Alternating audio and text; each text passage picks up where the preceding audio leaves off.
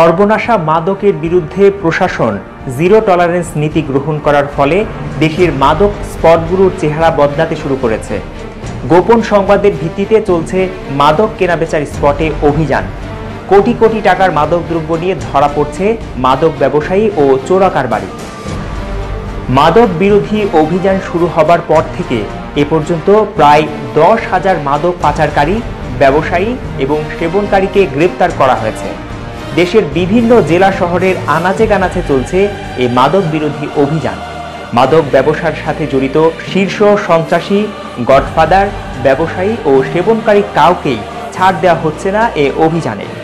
সন্দেহভাজন হিসেবে কাউকে মাদক স্পট থেকে ধরা হলে যাচাই বাছাই করে নিরপরাধ ব্যক্তিদেরকে ছেড়ে দেওয়া হচ্ছে, আর অপরাধীকে ম্যাজিস্ট্রেট দ্বারা মাদকদ্রব্য নির্মূল আইনে দ্রুত শাস্তি প্রদান করা হচ্ছে। মাদকের বিরুদ্ধে কঠোর অভিযানের ফলে রাজধানী সহ দেশের বিভিন্ন স্থানে মাদকের ভয়াবহতা হ্রাস পেতে শুরু করেছে। সাংবাদিকদের অনুসন্ধানে বেরিয়ে এসেছে যে রাজধানীর অলিতে গলিতে ইয়াবার মরণ নেশা ছড়িয়ে দেওয়া ব্যবসায়ীদের এখন আর দেখা যাচ্ছে না।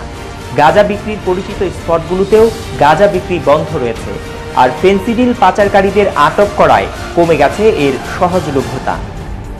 সমাজ থেকে মাদক নির্মূলে প্রশাসনের এমন অভিযান অব্যাহত থাকলে মাদকের অভিশাপ মুক্ত একটি সুস্থ, সুন্দর ও স্বাভাবিক সমাজ পাবে আগামীর ভবিষ্যৎ।